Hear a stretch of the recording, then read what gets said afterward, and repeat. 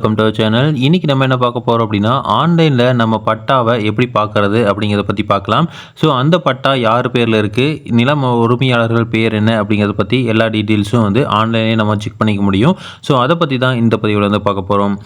So அதுக்கு first வந்து eservice.tn.gov.in அப்படிங்கிற இணையதளத்துக்கு வந்து போய்க்கணும்.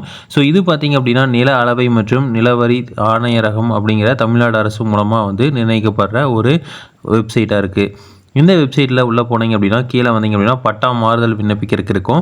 அடுத்து வந்து பட்டா சிட்ட விவரங்களை பார்வையிட ஊரகம் நத்தம் அப்படிங்கிற ஒரு ஆப்ஷன் இருக்கும். அந்த ஆப்ஷனை நம்ம கிளிக் பண்ணிக்கணும். அந்த ஆப்ஷன் கிளிக் பண்ணிட்டீங்க அப்படின்னா உள்ளே ஒரு விண்டோ ஓப்பன் ஆகும். ஸோ இதில் பார்த்தீங்க அப்படின்னா ஃபஸ்ட்டு வந்து மாவட்டம்னு இருக்கும். ஸோ மாவட்டம் வந்து உங்கள் மாவட்டம் என்னவோ அதை வந்து நம்ம செலக்ட் பண்ணிக்க வேண்டியது வரும். ஸோ எல்லா 32 மாவட்டங்களும் வந்து வரும். ஸோ இதில் திருப்பூர் அப்படிங்கிற நான் செலக்ட் பண்ணிக்கிறேன். அடுத்தது வந்து வட்டம். ஸோ வட்டம் அதாவது தாலுக்கு பார்த்திங்க அப்படின்னா காங்கயம் அப்படின்னு செலக்ட் பண்ணிக்கிறேன். அடுத்தது வந்து வில்லேஜ். ஸோ வில்லேஜில் வந்து எல்லா வில்லேஜும் வரும். அதையும் வந்து நான் காங்கயம் அப்படின்னு செலக்ட் பண்ணுறேன். அதுக்கப்புறம் வந்து பட்டா எண் இருந்தது அப்படின்னா நீங்கள் பட்டா எண் கொடுக்கலாம். இல்லை புல எண் இருக்குது அப்படின்னா, அதாவது எஸ்எஃப் நம்பர் தான் இருக்குது அப்படின்னா எஸ்எஃப் நம்பர் கொடுக்கலாம். இல்லை பெயர் வாரியான தேடல், உங்கள் பேர் மட்டும்தான் வச்சு தான் வந்து நம்ம கண்டுபிடிக்கணும் அப்படின்னா கூட நம்ம கண்டுபிடிக்க முடியும். இப்போ வந்து ஃபஸ்ட்டு வந்து நான் வந்து புல எண் அப்படின்னு கொடுக்குறேன். புல எண் வந்து பார்த்திங்க அப்படின்னா நம்ம வந்து சப்டிவிஷனோட கொடுக்கணும். இப்போ வந்து புல எண் வந்து நான் வந்து ஒரு 13 அப்படின்னு கொடுக்குறேன். ஸோ இது வந்து அப்ராக்சிமேட்டாக தான் கொடுக்குறேன். உங்களுக்கு எஸ்எஃப் நம்பர் கரெக்டாக தெரிஞ்சுன்னா அந்த நம்பர் கொடுக்கணும். உட்பிரிவு பார்த்திங்க அப்படின்னா 1, 2 உட்பிரிவு இருக்குது சப்டிவிஷனு. அதில் வந்து ஃபஸ்ட்டு சப்டிவிஷன் கொடுக்குறேன்.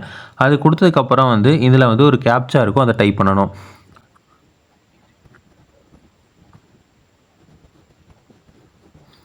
ஸோ இப்போ வந்து நான் சமர்ப்பி அப்படின்னு கொடுக்குறேன்.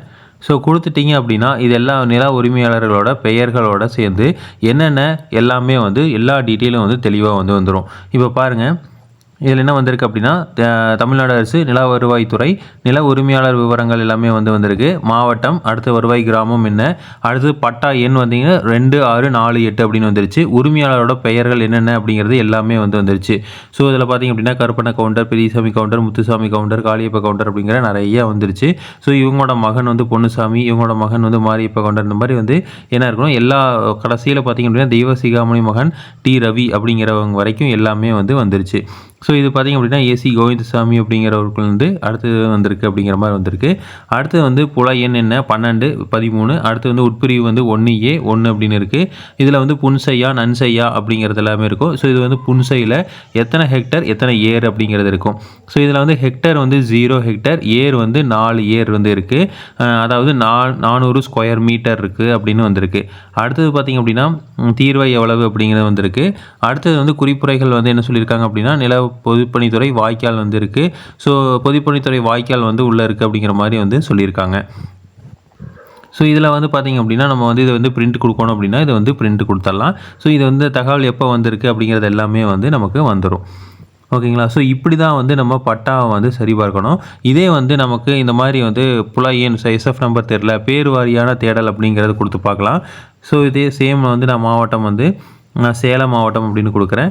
வட்டம் பார்த்திங்க அப்படின்னா எடப்பாடி வட்டம் கொடுக்குறேன். கிராமம் வந்து ஆடையூர் கிராமம் அப்படின்னு சொல்லியிருக்கேன். ஸோ பெயர் வாரியான தேடல் அப்படின்னு சொல்லியிருக்கேன்.